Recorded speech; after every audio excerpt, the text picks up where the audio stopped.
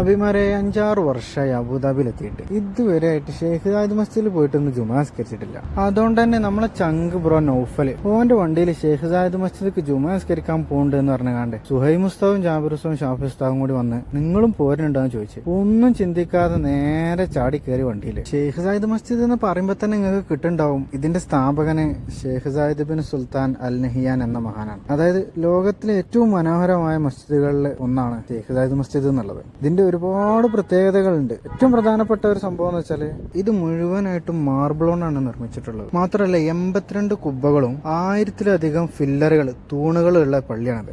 ഓരോ ഫില്ലർമലും ഓരോ തൂണുമലും വളരെ മനോഹരമായിട്ടുള്ള പൂക്കളുടെ രൂപങ്ങൾ സെമി പ്രീഷ്യസ് കല്ലുകളെ കൊണ്ട് അലങ്കരിച്ചിട്ടുണ്ട്. ഇതിന്റെ പുറത്തുള്ള ഒരു ഓപ്പൺ ആയിട്ടുള്ള ഒരു ഏരിയ ഉണ്ട്. ആ ഏരിയയിൽ മൊത്തത്തിൽ മാർബിൾ ആണ്. ആ മാർബിളിൽ വലിയ ഒരു ഫ്ലോറൽ മൊസൈക്ക് പാറ്റേൺ ഉണ്ട്. കിബിലക്ക് നേരെയുള്ള വാളില് അള്ളാഹുവിന്റെ 99 നാമങ്ങളും അറബിക് കാലിഗ്രഫിയിൽ വളരെ മനോഹരമായിട്ട് എഴുതി വെച്ചിട്ടുണ്ട്. ഇനി പള്ളിന്റെ ഉള്ളിലേക്ക് കയറി കഴിഞ്ഞാൽ ലോകത്തിലെ ഏറ്റവും വലിയ കൈകളെ കൊണ്ട് നിർമ്മിച്ച കാർപ്പറ്റ്, അതായത് ഏകദേശം 5700 ചതുരശ്ര മീറ്ററിൽ കൂടുതലാണ് ഇതിന്റെ വിസ്തൃതി. അതുപോലെ തന്നെ ഇതിന്റെ സീലിംഗിൽ സ്വരാസ്കി ക്രിസ്റ്റൽ കൊണ്ട് നിർമ്മിച്ച ലോകത്തിലെ ഏറ്റവും വലിയ ചാൻഡലൈസ് ഇതിലുണ്ട്. ഇങ്ങനെ തുടങ്ങി ഒരുപാട് പ്രത്യേകതകൾ അടങ്ങിയ ഒരു പള്ളിയാണ് ഷെയ്ഖ് സായിദ് മസ്ജിദ് എന്നുള്ളത്. നിങ്ങൾ ലോകത്തിന്റെ ഏത് കോണിലുള്ള ആളാണെങ്കിലും എന്നെങ്കിലും ഒരിക്കൽ അബുദാബിയിൽ വരാൻ നിങ്ങൾക്ക് ചാൻസ് കിട്ടണമെന്നുണ്ടെങ്കിൽ ഒരിക്കലും ഷെയ്ഖ് സായിദ് മസ്ജിദ് കാണാതെ പോകരുത് കേട്ടോ. കാരണം എന്താ വെച്ചാല് ഭംഗിയും സമാധാനവും ഒരുമിച്ച് അനുഭവിക്കാൻ പറ്റുന്ന ഒരു സ്ഥലമാണ്. എന്നാ പിന്നെ ശരി.